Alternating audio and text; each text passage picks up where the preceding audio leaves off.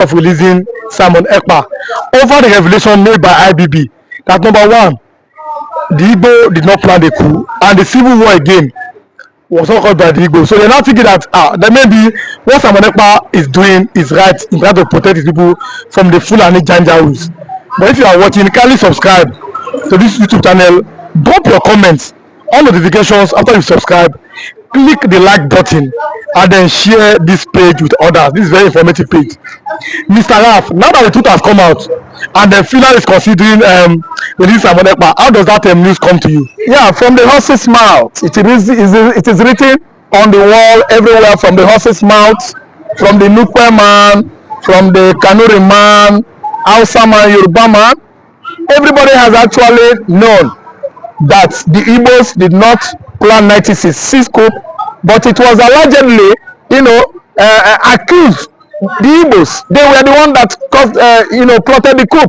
Obviously, in various books, by and large, the Why We Struck, Chukwuemeka Sunset at Dawn, Chukwuemeka My Friend, written by Fred Forsyth, The Making of an African Legend, written by the British war reporter then, actually made it clear, stated it succinctly that the coup was a coup of all Nigerians.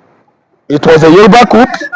Hausa was there, Fulani was there, Urhobo was among, Isoko was among, Igbo man was among, Hausa man, everybody, Efik man, Ibibio man, Bari man, all of them, they planned this coup and succeeded on at least bringing down those political profiteers who were running down Nigerian wealth, in the 1960s. Early 60s were all these political juggernauts, Nnamdi Azikiwe, Akintola them, Abekatafa Balawa, who were stealing our commonwealth. And the Nigerian military clique then, young officers, they actually planned a coup to oust all these people out of power. And they succeeded on doing that. And someone was the reason for this coup. The reason why they staged this coup that was tagged Igbo coup was Awolowo. Awolowo was at Calabar cell, jail. And these young officers were aggrieved that the man they put in jail went to school, well read, he knew leadership more than all of them. That's why these military officers, while on a routine training exercise in the evening time, went into the Sultan of Sokoto palace and disallowed him. Yes, because they know that Sultan of Sokoto connoted one of the worst, hideous problem Nigerians were not in there. He is in his palace, so he's still commandeering this kind of dominance among all the political, components of the country. That's why the military officer said, let us go and demise him. And actually they went into his palace and they disallowed him. So you see it as it is for the cocoyam, so it is for yam. Because he was a royal father in his domain. The whole caliphate, Sokoto, all over, they cover northeast, northwest, west. He was using religion to thwart all the political efforts in this country to make Nigeria a better place then. That's why they went into his palace and made sure that they sniffed life out of him. Then what actually took place was that after the coup, the whole officers, they gang up, the whole emirs, the whole Fulani Janjaweed, religious juggernauts in the north, who are the Fulanis, they came together and said, Igbo did not die. Why is it that it is only Igbo that did not die? They made law among themselves, conspired against Igbo officers in various army barracks across Nigeria. That was how they started mutiny. Mutiny is an onslaught, very bloody one, among the military hierarchy themselves within the barrack. This gives you the best definition of mutiny in English. And the mutiny that happened across the barracks of the Federation, the Igbos paid the highest price. The Igbo officers were killed, disallowed in their large number by their other by their other army officers from other, let me say, tribes. So that was how Operation Bochepu, Operation this, Operation that, very bloody one within the barracks, army barracks of the whole army barracks of the Federation. That was how Igbo military officers colonels, majors were all disallowed. They killed and killed all of them. The then military head of state, General Aguironsi, was killed in Ibadan on his state visit to Colonel Fajuyi. They killed Colonel Fajuyi too. His host fought for him. Aguironsi, his host, told Gowon and Theophilus Danjuma and Ramat Murtala Mohammed not to touch my guest. My guest is the head of state, General Aguironsi, the military head of state. He is my guest. You won't kill my guest in my house. That was how they killed the innocent Yoruba young officer, Colonel Fajuyi. Fajuyi paid the price today because of what? Respect. Because of what? The kind of respect he has for his visitor. Now that the Finnish government have now seen all the things that I just mentioned now, and they've allegedly shut down the Nigerian embassy, they were angry. They actually found out that the accusation Finland close Nigerian embassy, yes, because they actually found out that every accusation against Igbo man is always falsified, unjustified, unsubstantiated, and what? Based on falsehood, deception. So that's why they do what? Quickly they close Nigeria embassy. They turn it down in Finland, and this time around they are eyeing to free Simon Ekpa to begin what? Commenting freely on social media. Simon Ekpa should go back very soon to do what he knows how to do best. He is our information minister right now. He knows how to paint his story to look sweet. That is the work he has been doing on social media before he was intercepted or apprehended by all this Nigerian rumor that went to Finland begin to look like truth. And today Finland is looking at it. That is a fact. The man is trying to defend his tribe. Simon Ekpa is defending the tribe he actually thinks it is his. And actually Igbo is his tribe. And as I'm talking to you now, Simon Ekpa is coming out gradually, while Nigerian embassy in Finland remains shut down because Nigerian government is a government structured, founded on lies, deceptions, injustice, illegality, bad governance, bad government, deception. So this time around, they are shutting down Nigeria embassy in Finland indefinitely. If care is not taken, other Scandinavian countries like Iceland, Norway, Sweden, Denmark, they are going to join too. To shut down Nigerian embassy is a country that is made on foundation of deception, deceit, lies, injustice, illegality. Actually, other Scandinavian countries, they are going to shut down Nigerian embassy because of what? Illegal incarceration of Nnamdi Kanu. As I'm looking at it right way, Finland is not going to open Nigerian embassy in Finland so soon. Nigerian ambassador to Nigeria is a liar, because once a country is founded on a lie, basis of lie, foundation of lie, all of us are liars. Are you listening to me? Ministers are liars. We are all liars because our country is a lie, deception country. Lie. So, lie. So now, lie here, lie there, lie in the north, lie in the southeast, lie in the southwest, lie. The whole atmosphere of Nigeria lies. Many Igbo businessmen were there at the book launch of former president or minister or head of state IBB.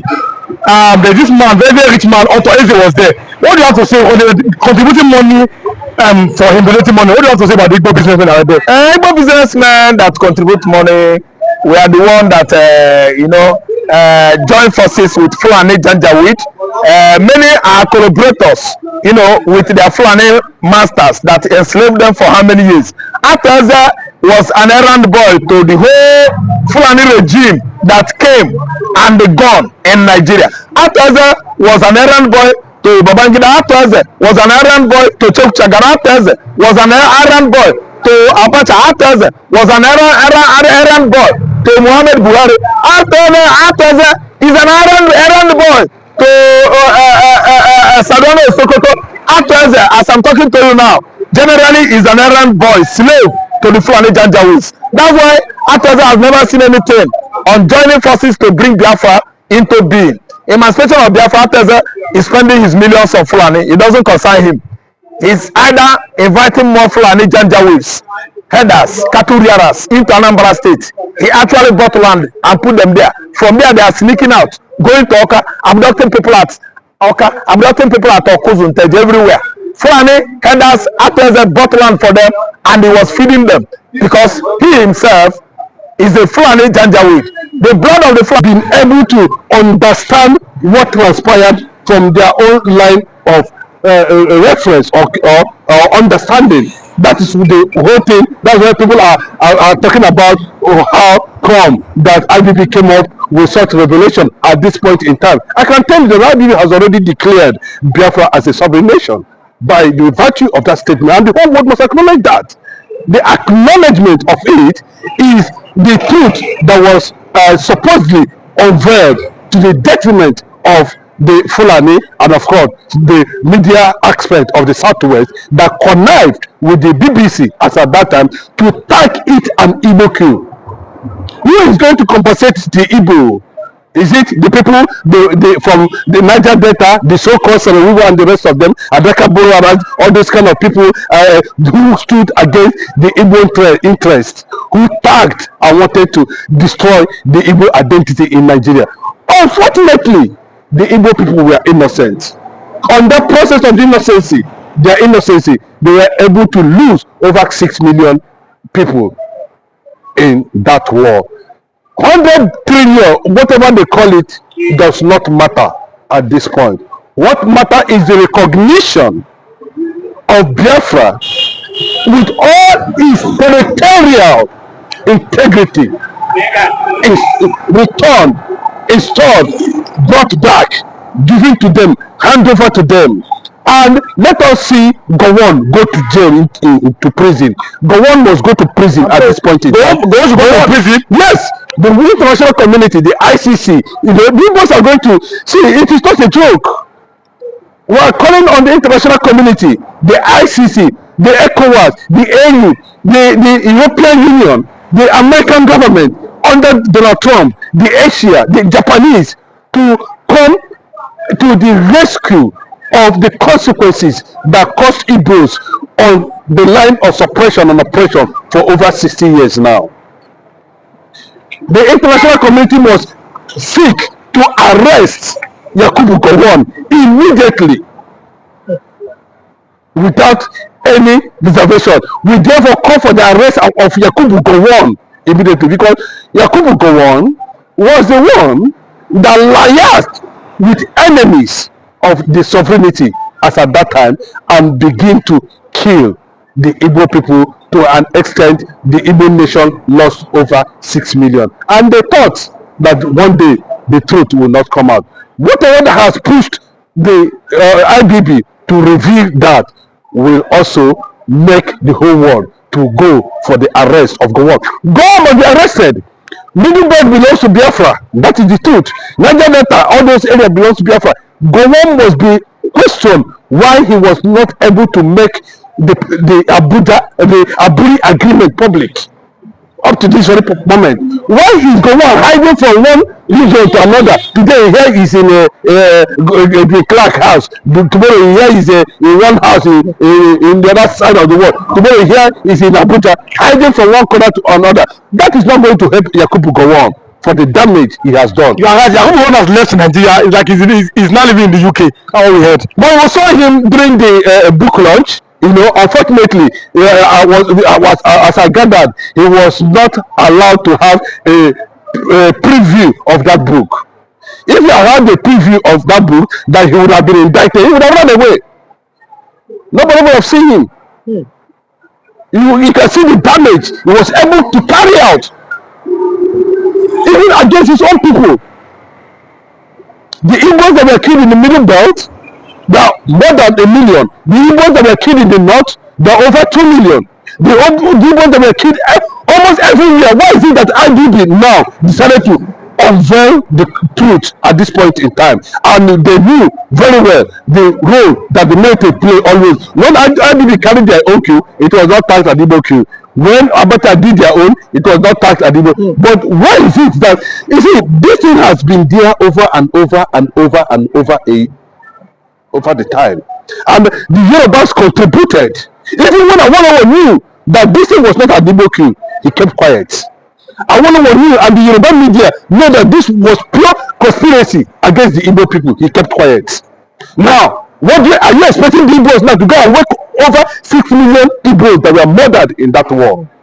That is unacceptable fact that the world must call and demand the immediate arrest and persecution of Yakubu Gowon and those who liars. But if not that, I have some respect for the Southwesterners.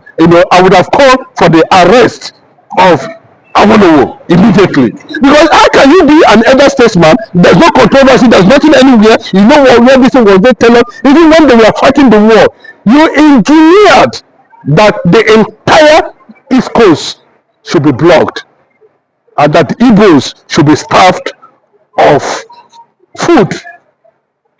You are the one that brought the idea. You sold the idea to Fulanis. The Fulanis look at it that the blockade of Bakassi Peninsula and the rest of them, of that Aziz, will lead to massive starvation of the Igbo people during the war.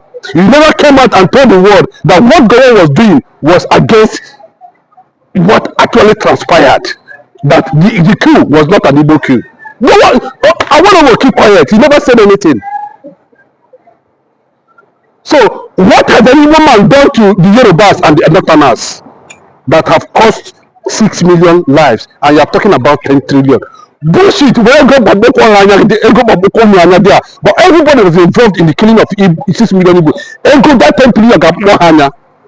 But let me tell you, the time has come. I thank God, the international community, the EU, the Asian continent, of course, some part of the Sahel. I'm not talking about this useless AU that is under demonic Tinubu, who stood there. And all of them know that it was not an Igbo coup. Still, the conspiracy of Igbo against Igbo is still going on in this country. The only thing that is left for the world to decide, because this thing is generating taking an international dimension at this point in time. The international community, EU, they are already documenting it and they are making references and possibly leading to the release of Nnamdi Kanu. You can see what Agua Abdullahi was just saying this morning, that the fact that he was surprised that this thing actually happened, because a lot of people are not privileged to have such exclusive, confidential, interview, report of what actually transpired in 1966. But I can tell you, the whole world is stepping into it. The whole world is amazed. But what we are getting currently now, this morning, the news that they flow this morning, we had it on a good note that Simon Ekpa has already engaged the Finnish government on the development so far. In fact, not only that, the Finnish government has called for set up a committee to look at it, and they have shut down the Nigerian Commission in that country as a result of the IBB'S revelation. All the lies that were made against the Igbos, you can see where it has turned. But still, in the midst of crisis and storm, the Igbo man stood tall. Imagine what would have become of the situation now in the country, how Nigeria would have looked like if Yakubu Gowon have respected the Accra-Aburi-Ghana agreements. And up to today, Gowon has not made it publicly and publish what transpired in Aburi.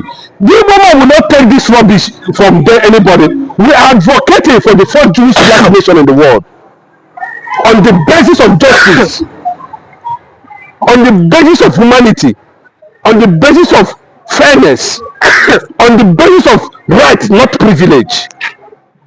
We are advocating for our identity, and that identity is Biafra.